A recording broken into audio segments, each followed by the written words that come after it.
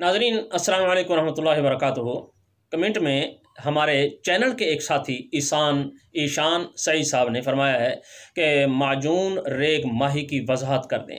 ये माजून जो है ना मर्दाना कमज़ोरी को दूर करती है, बहुत ही मशहूर माजून है। मुरक्कबात की किताबों में इस माजून का नुस्खा मौजूद है, मगर इस नुस्खे के अज्जा के नाम इस कदर मुश्किल लिखे हुए हैं कि आम आदमी के लिए ना इसका समझना ये बहुत मुश्किल होता है।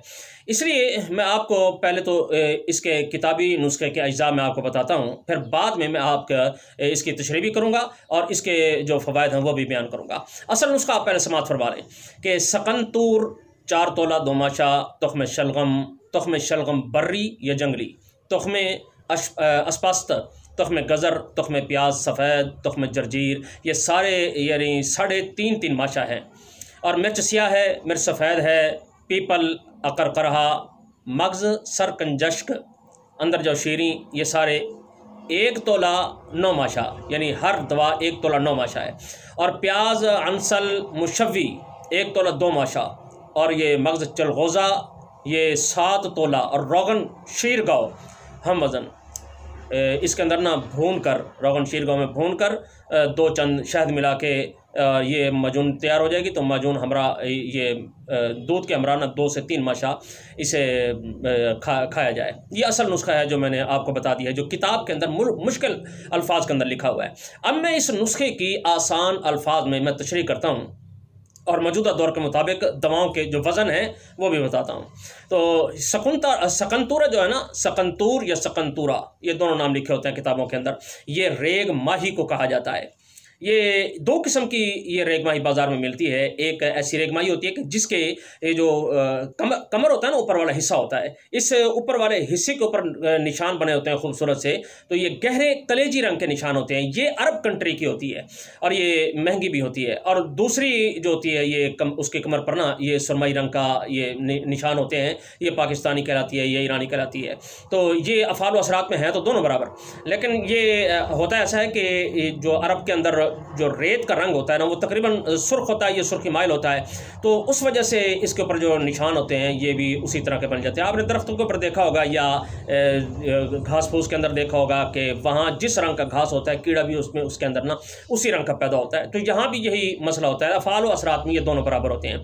अल्लामा इमाम कमालुद्दीन दमीरी रहमतुल्लाहि ताला अलैह, ये दमीरी पढ़ते हैं, असल उनका इलाका तो दमयर था, मशहूर दमीरी है। तो ये अपनी किताब हयातुल हयवान में लिखते हैं कि दरियाए नील के साहिल पर ये रेग माही पाई जाती है। असल में ये है पुरानी बात, अब तो ये ना ये तकरीबन जो रेतले इलाके हैं ना, ये इसी तरह हर जगह ये पाई जाती है। तो ये दरियाए नील के साहिल पे उन्होंने लिखा ये पाई जाती है, और रेत में ये इस तरह दौड़ती है जैसे मछली पानी के अंदर दौड़ती है, इसलिए इसे रेग माही कहा जाता है। यानी रेत की मछली, रेग माने रेत और माही माने मछली, तो ये इसे रेग माही कहा जाता है। ये पाक व हिंद में भी रेगिस्तान के जो इलाके होते हैं ना, उनके अंदर भी ये पाई जाती है। अच्छा, इमाम साहब रहमतुल्लाह ताला लिखते हैं कि ये मगरमच्छ की औलाद होती है। कि मगरमच्छ जब अपनी मादा से वती करता है ना, जिसे हम बिस्तरी कहते हैं, जिमा कहते हैं, जब जानवरों के लिए ये लफ्ज़ बोला जाता है तो उसे वती का लफ्ज़ बोला जाता है। तो अपनी मादा से जब ये वती करता है तो पानी से निकल कर खुशी में ये खुश्की के अंदर आके ये करता है, तो अपनी मादा को ये कमर के बल लिटा देता है। यानी जिस तरह का औरत को लिटाया जाता है, यानी कमर के बल और मुंह आसमान की तरफ होता है। आप मेरे ख्याल इस बात को समझ गए होंगे, मुझे ज़्यादा वजाहत की ज़रूरत नहीं है। तो ये जो जब हम बिस्तरी करता है यानी वती करता है ये मगरमच्छ, तो फरागत के बाद ये इंतहाई मतलब परस्ती का सबूत देते हुए अपनी मादा को सीधा किए बगैर इसी हालत में लेटा हुआ छोड़कर ये चला जाता है। और मादा जो है ना, इस सीधा होने के लिए वो हाथ पांव हिलाती रहती है, वो यानी सीधा होने की कोशिश करती है। अगर वो सीधी हो जाए तो वो पानी के अंदर चली जाती है, और पानी में जो बच्चे पैदा होते हैं वो मगरमच्छ बनते हैं, यानी बड़े बड़े बन जाते हैं।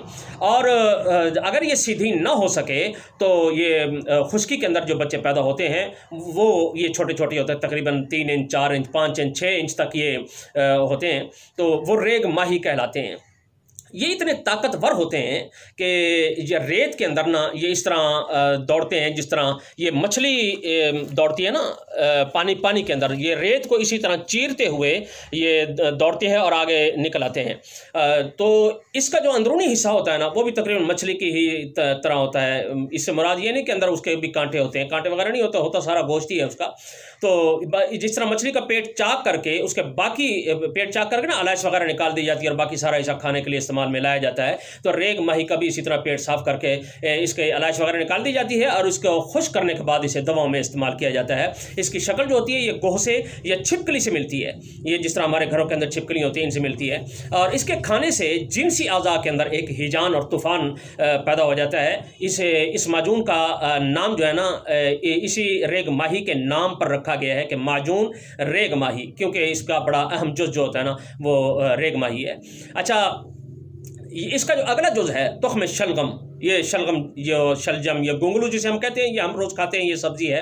ये दो किस्म के लिखे हुए हैं, एक ये शलगम जो है ना आम खाने वाला है और एक जो आम सब्ज़ी है, और दूसरा जो है ना शलगम है वो बर्री लिखा हुआ है, बर्री या जंगली लिखा हुआ है। ये जो बर्री जंगली, बर्री माने खुश्की और जंगली माने जंगल वाला, ये गुंगलू कहते हैं। इसके बीज यानी शलगम के बीज और जंगली शलगम के बीज ये इसके अंदर इस्तेमाल करने हैं। जंगली शलगम के बीज जो है ये आजकल तो मिलना ज़रा दुश्वार हो जाते हैं, तो इस शलगम की जगह ना ये तुख्म अगर ना मिले तो इसके लिए चुकंदर का जो बीज होता है ना वो इस्तेमाल किए जा सकते हैं। और तीसरा तुख्म लिखा हुआ है अस्पस्त, इसका मशहूर नाम बस खपरा है, बस खपरा के नाम से भी पंसारी से मिल जाता है। और आम जो जटाका नाम है ना, ये पंजाबी लोग जटाका नाम कहते हैं, इसे इटसेट कहते हैं, हमारी सराय की ज़बान के अंदर गालिबन इसे विसा कहा जाता है। तो चौथा जो है वो लिखा हुआ है तुख्म गज़र, ये गाजर के बीज होते हैं। गाजर जानते हैं ना, फारसी ज़ुबान में गाजर को गज़र कहा जाता है, ये उसके बीज होते हैं। और ये जो पांचवा जुज़ लिखा हुआ है ये है तुख्म प्याज सफ़ेद।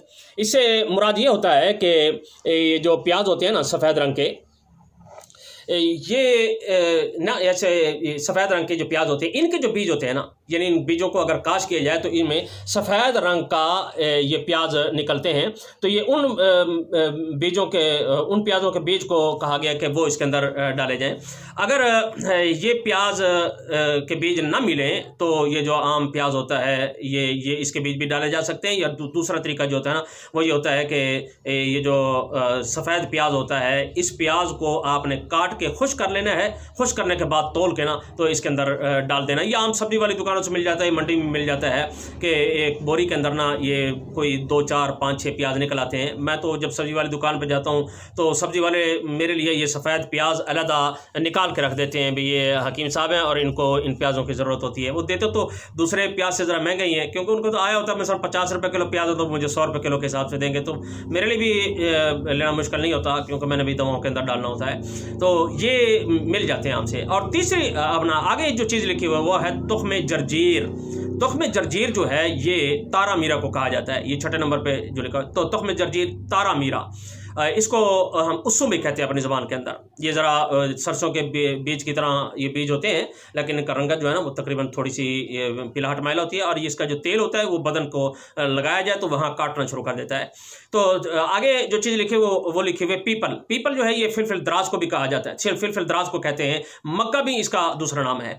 और एक और चीज़ लिखी हुई यहाँ पर कि मग्ज़ सरकंजश्क, मग्ज़ सरकंजश्क। ये जो सरकंजश्क लिखा हुआ है इससे मुराद कंजश्क कहते हैं चिड़े को, चिड़ा या चिड़िया। और दवाओं के अंदर जो ये इस्तेमाल होता है ना वो नर चिड़ा इस्तेमाल होता है, यानी नर चिड़े के सर में जो छोटा सा दिमाग निकलता है ना उस दिमाग के मुतालिक लिखा हुआ है कि मग्ज़ सरकंजश्क ये इस माजून के अंदर डाला जाए। और तीसरे अपना और मेरे ख्याल 6 या 7वें नंबर पर है ये अंसल मुशव्वी। अंसल मुशव्वी प्याज, अंसल मुशव्वी। ये अंसल जो होता है ये जंगली प्याज को कहा जाता है कि जंगली प्याज थोड़ा सा कड़वा होता है, तो यानी वो ज़रा तेज़ होता है इसलिए वो माजून के अंदर डाला जाता है। तो घरों के अंदर भी ऐसा तेज़ प्याज आ जाता है कि जिससे काटने से फ़ौरन आँखों के अंदर वो धुआं जाता है उसका और ये आंसू आना शुरू हो जाते हैं। तो ये जो अंसल प्याज है मुशव्वी यानी अंसल, अरबी के अंदर ना 2 लफ्ज़ हैं, एक है बसल जिसे हम खाते हैं, और एक है अनसल जिसे जंगली प्याज कहा जाता है। वो तकरीबन आमतौर पे खाया नहीं जाता, हम मीठे मीठे प्याज खाते हैं। तो ये प्याज जो होता है ना, इसके भी चाहिए ना, इसको काट के ना इसी को मुशवी करना होता है। मुशवी किसे कहते हैं कि आमतौर पर ना ये जो प्याज होता है इसको हमने रख देना है। ये जब आग ख़त्म हो जाती है तो उसके ख़त्म होने के बाद जब राख थोड़ी थोड़ी गर्म होती है तो इसको प्याज को उसके अंदर रख दिया जाता है। वो थोड़ा सा नरम हो जाता है, भुन जाता है, तो बस उसे मुशवी कहा जाता है। मुशवी का माना तशवीह देना, किसी को भूनना या किसी को बिल्कुल मामूली से आग देना। इसका एक तरीका ये भी होता है कि तवे के ऊपर रख के उसे हल्का हल्का बस हरारत दे के भून लिया जाए, इसे भी मुशवी कहा जाता है। या किसी कूजे के अंदर बंद करके यानी आध पाव की, एक पाव की सिर्फ इतनी आग दे दी जाए कि वो सिर्फ उसे हरारत पहुँचे, इसे मुशवी कहा जाता है, तशवीह देना भी कहा जाता है। तो ये ना मिले, अगर जंगली प्याज ना मिले तो आम प्याज जो होता है इसी को आप इसी तरह कर लें, थोड़ा सा कड़वा हो जाए तो ज़्यादा बेहतर होता है। अच्छा, बाकी जो इसके अज़ा है ना ये मशहूर हैं, अभी उनकी तशरीह की ज़रूरत नहीं है। अब मैं इस नुस्खे को आसान अल्फाज के अंदर मैं आपके सामने बयान करना चाहता हूँ। इसे आप आसान अल्फाज में ना इसको सुन लें, और ये मैं अब ऐसा ऐसा बयान करूँगा ताकि आप हज़रात को अच्छी तरह ये समझ आ सके। इनका वज़न ग्रामों की सूरत में मैं बताता हूँ, माजून बनाना अब आसान हो जाएगी। रेग माही 50 ग्राम, तुख्म शलगम आम वाला, और तुख्म शलगम बर्री या जंगली या चुकंदर, तुख्म इटसेट, तुख्म गाजर, तुख्म प्याज सफ़ेद या खुश्क प्याज सफ़ेद, तुख्म तारा मीरा, इसे आमतौर पर तारा मीरा भी कहा जाता है। ये सारे 40-40 ग्राम लेने हैं। और मिर्च स्याहा, मिर्च सफ़ेद, इसे दखनी मिर्च भी कहा जाता है। यह भी काली मिर्च की तरह ही होती है, लेकिन काली मिर्च का रंग स्याह होता है, इसका रंग सफ़ेद होता है। तो फिलफिल दराज, ये लंबी होती, मैं कई मरतबा बता चुका हूँ, होती ये भी काली मिर्च की तरह ही है, लेकिन ये होती लंबी है, शहतूत की शक्ल की होती है। और अकरकरहा, चिड़ों के मगज़, अंदर जो शीरी, ये सारे 20-20 ग्राम लेने हैं। और भुना हुआ जो प्याज है ना ये 15 ग्राम लेना है। और मगज़ चलगोज़ा ये 100 ग्राम लेना है। 100 ग्राम लेंगे, ऊपर से छिलके उतर जाएंगे, बाकी जो वज़न बचेगा वो वही बचेगा, यानी जो 7 तोले लिखा हुआ है। तो देसी घी आधा किलो, शहद 1 किलो। अब ऐसा करना है कि तमाम चीज़ों को ये कूट पीस करना, इस घी के अंदर उसे भून लेना है। जब ये भुन जाए, इनका हल्का हल्का रंग तब्दील हो जाए तो इसके अंदर शहद मिला देना है, बस माजून तैयार हो गई। अब इस माजून की जो खुराक है ना, चाय वाली आधी चम्मच, सुबह भी, दोपहर भी, शाम भी।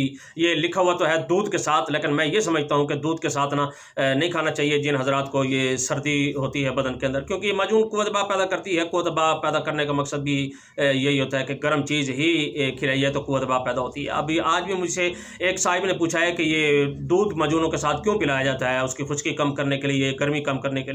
तो ये इसलिए लिखा हुआ है कि एहतियात के तौर पर वो कह देते हैं कि अगर किसी गर्म मिजाज आदमी ने खा लिया तो चलो दूध उसको मुतदल कर देगा, उसे नुकसान नहीं देगा।